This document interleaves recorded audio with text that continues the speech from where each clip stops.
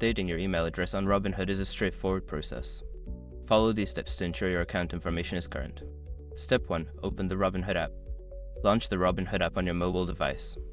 Make sure you are logged into your account. Step 2. Access account settings.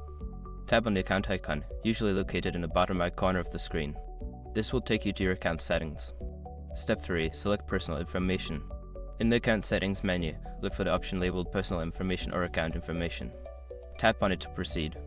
Step 4. Update email address. Find the section for your email address. Tap on it, delete the old email, and enter your new email address.